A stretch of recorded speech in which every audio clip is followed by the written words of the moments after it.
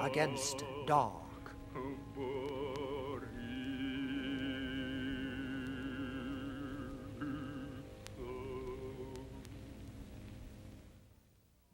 The suicide sprawls on the bloody floor of the bedroom.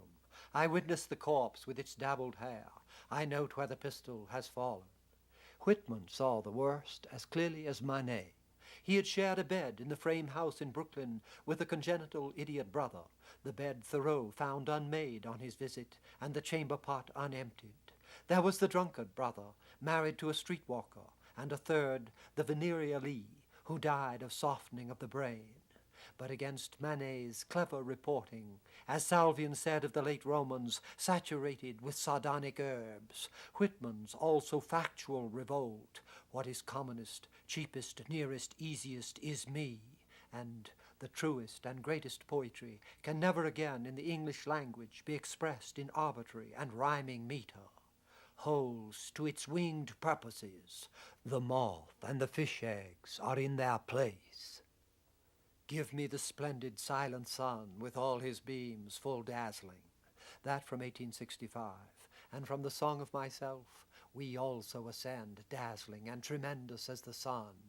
We found our own, O my soul, in the calm and cool of the daybreak. It seems another style world, even from this of the prophetically seized Van Gogh. However, Van Gogh's color splash and Whitman's incantation, Walt, you contain enough. Why don't you let it out then?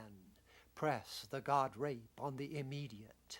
I believe the soggy clod shall become lovers and lamps, and I effuse my flesh in eddies. I drift it in lacy jags. Van Gogh's advance is of the ruptured French salon, technique, Rimbaud, symbolist art. Whitman is ocean's west and east of there, and love and faith like scented roses blooming.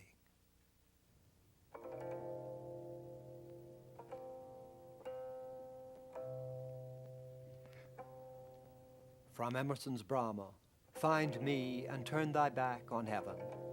Through Thoreau's Kuru artist, timelessly carving a perfect staff, to Whitman's merging self and all, as if on thought's round globe facing west from California's shores.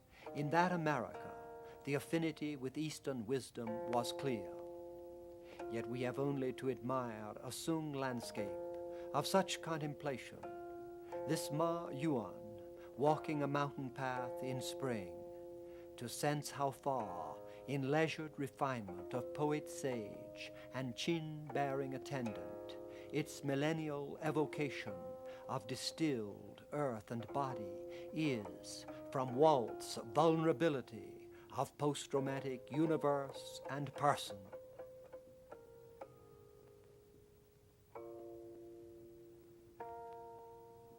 I am an acme of things accomplished, and I an encloser of things to be. My embryo has never been torpid, for it the nebula cohered to an orb. Monstrous sauroids transported it in their mouths, and deposited it with care.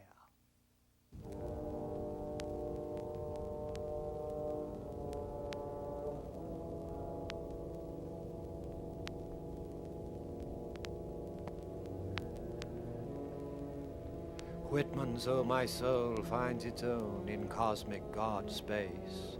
To behold the day break, the little light fades the immense and diaphanous shadows. A mystery church learned from transcendental code, and painted in smooth-brushed verisimilitude from the sunset Adirondacks to this tropic morning. If outwardness begins to dissolve, it is into the shimmering vapors of Wagner's Rhine. Press close, bare-bosomed night, night of south winds, night of the large, few stars. The landscape of mist, in which Whitman's most moving lyrics swim or drown. Sea drift, out of the 9th month midnight, down from the showered halo, up from the mystic play of shadows twining and twisting as if they were alive.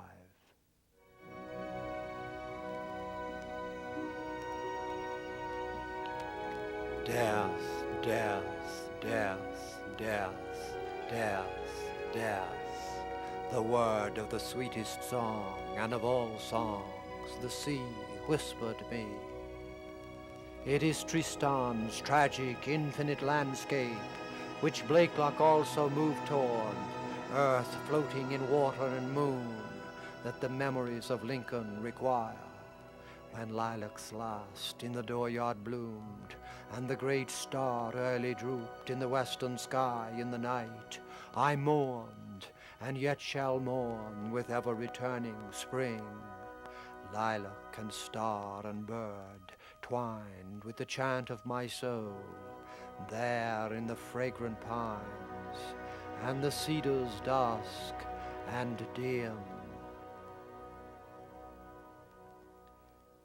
The affirmation of life, like everything transcendental, from Bach's songs of death love to Mahler's Lied von der Erde.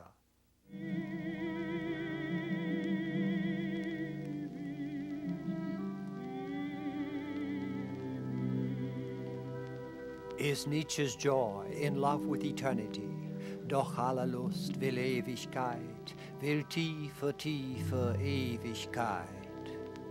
As Thoreau answered on his deathbed when asked, "Have you made your peace with God?" I never quarreled with him.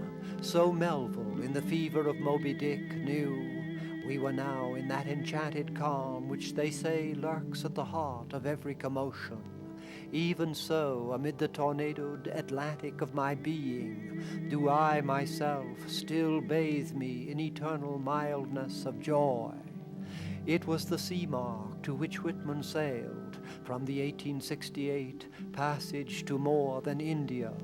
O darling joy, but safe are not all the seas of God? Through whispers of heavenly death, tenderly, be not impatient.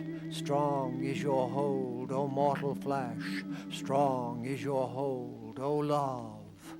To goodbye my fancy from his last years.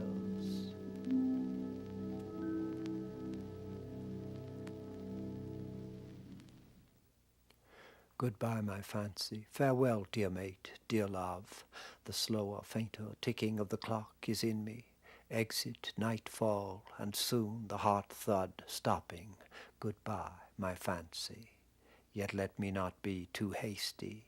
Maybe it is yourself now, really ushering me to the true songs. Who knows? Maybe it is you, the mortal knob, really undoing, turning. So now, finally, goodbye. And hail, my fancy. Where else had he been all along? And I know that the hand of God is the promise of my own, and I know that the Spirit of God is the brother of my own, and that all the men ever born are also my brothers, and the women my sisters and lovers, and that a kelson of the creation is love. And limitless are leaves stiff or drooping in the fields, and brown ants in the little wells beneath them, and mossy scabs of the worm fence, heaped stones, elder, mullein, and pokeweed. I bequeath myself to the dirt to grow from the grass I love. If you want me again, look for me under your boot soles. You will hardly know who I am or what I mean, but I shall be good health to you nevertheless, and filter and fibre your blood. Failing to fetch me at first, keep encouraged. Missing me one place, search another. I stop somewhere, waiting for you.